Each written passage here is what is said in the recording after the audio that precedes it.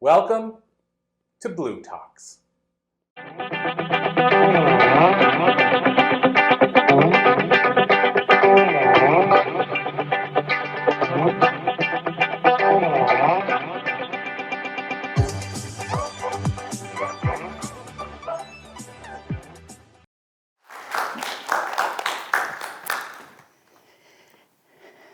Good afternoon. I'm going to start with a question.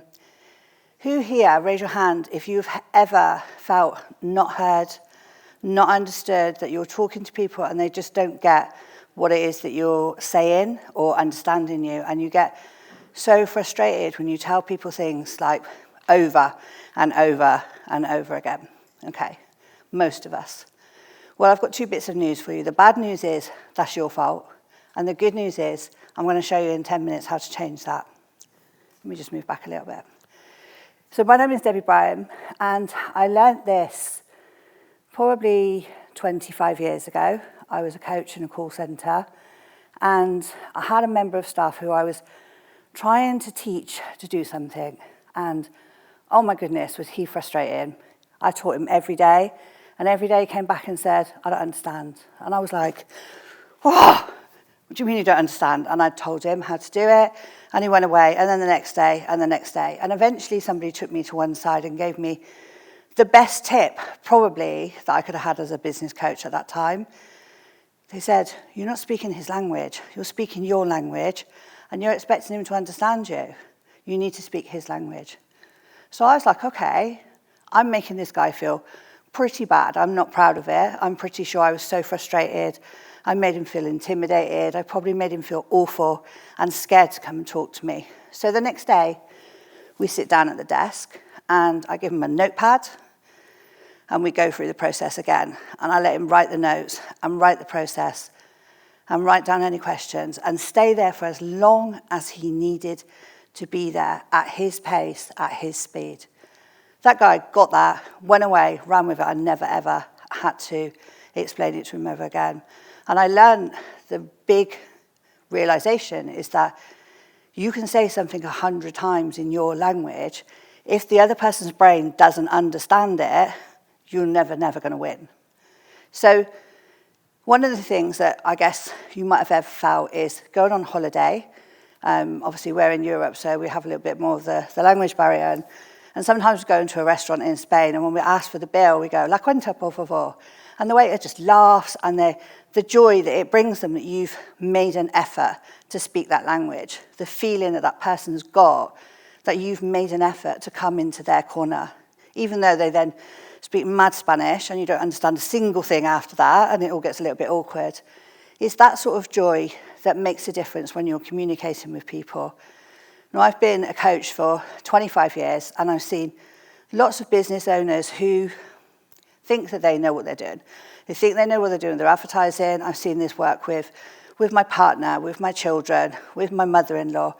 If you can understand what motivates the other person that you're speaking to, if you can understand what they need and want from you, you can talk to absolutely anybody.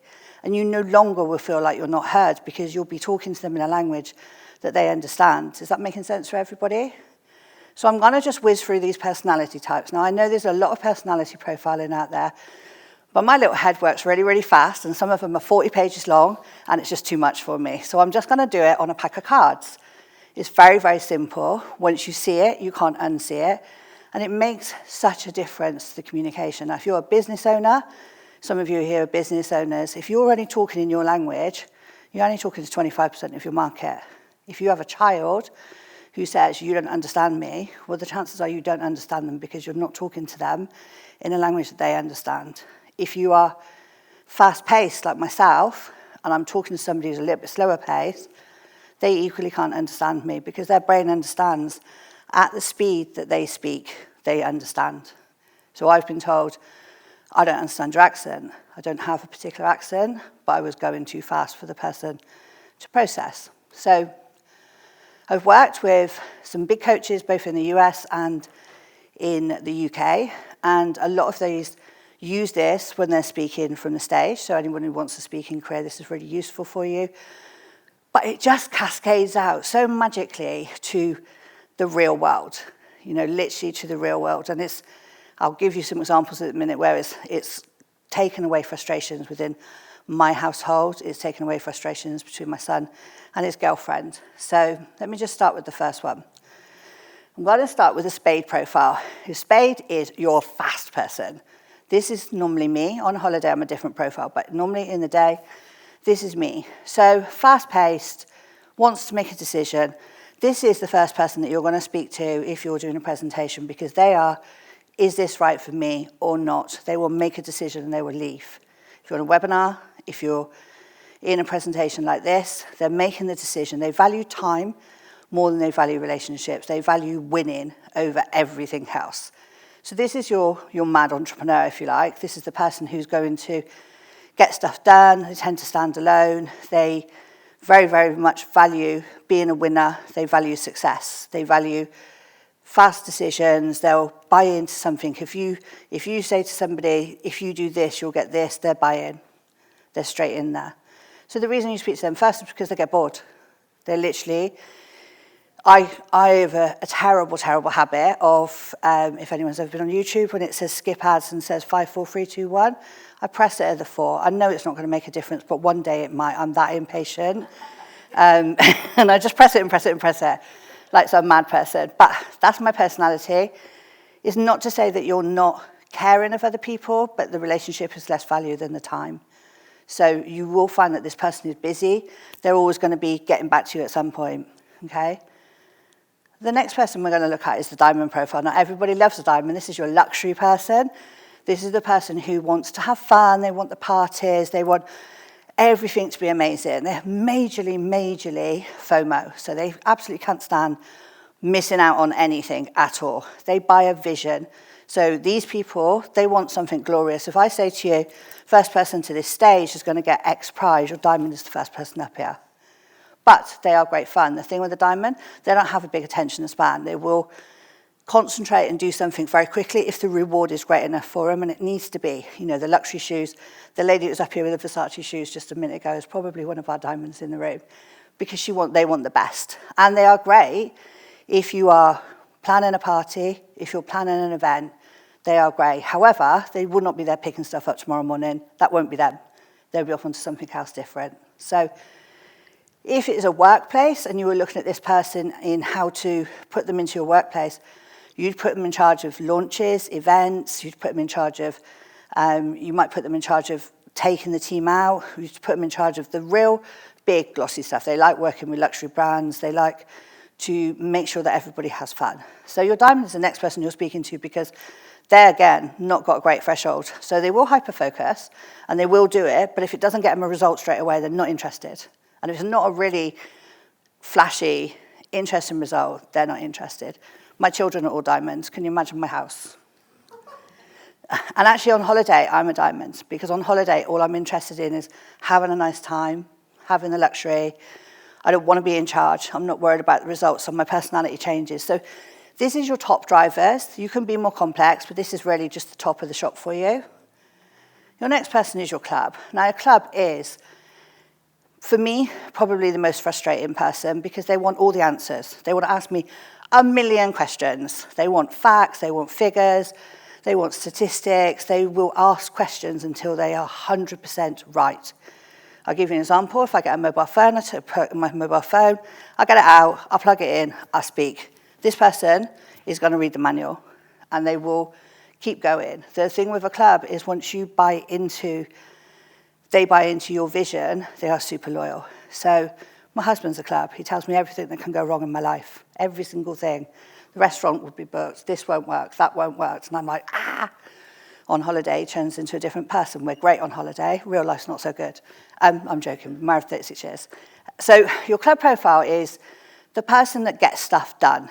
He's the person that will actually get activities done. So in your workplace, this is the person that does the details. This is the person that does the plan. The problem with a club is they have to be right. They cannot be wrong. They have to be respected. They have to be valued. They like to be able to back all their facts and figures up. So they can come across as somebody that procrastinates a lot and doesn't make a decision because they're too scared to make a decision in case they're wrong, because then they're going to look stupid. So pairing these up, so some of you might recognize yourselves in these people and have an understanding of why you're firing up against other people in your family that have got different personality types. The final one would be your heart. Now, heart's lovely. Heart is your work mum. Your heart is the person that pulls it together. Your heart knows exactly what's going on in the family. They get everyone together for the birthday parties in the workplace. They'll get everyone together. They know when there's a problem.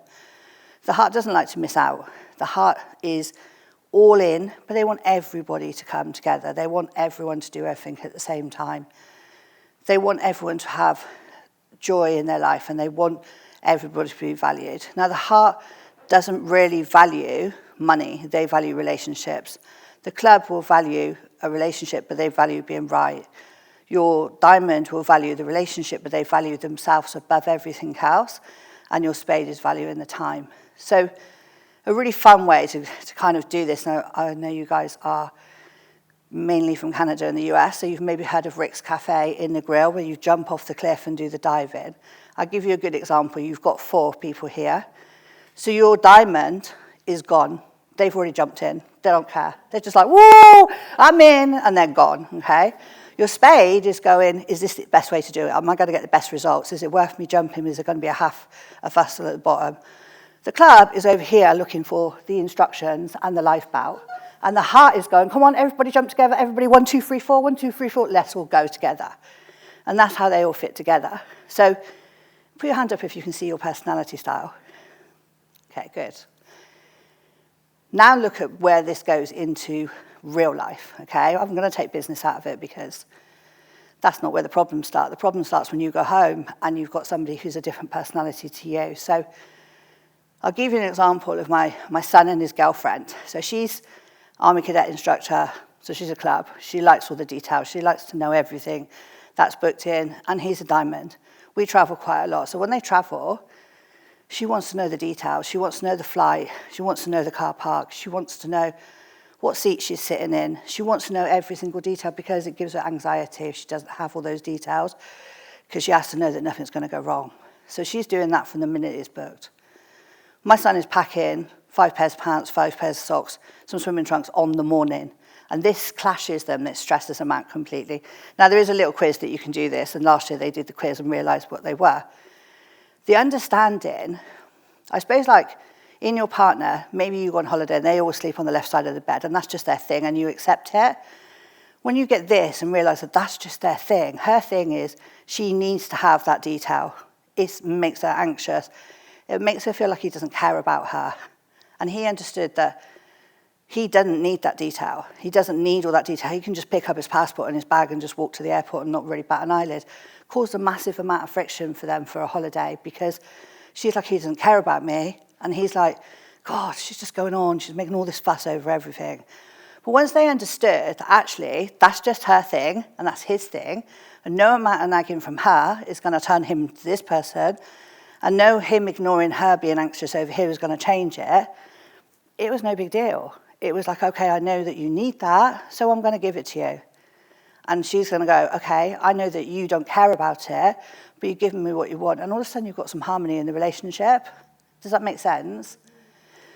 So if you have a mother-in-law that is really annoying and you recognize their profile, that maybe they're a heart profile and they don't like to miss out on anything and they want to be involved in everything, if you give them what they want, if you speak to them in their language, how much nicer does that feel? Go back to the Spanish waiter who gets excited because you've tried to speak their language. You've tried to be inclusive.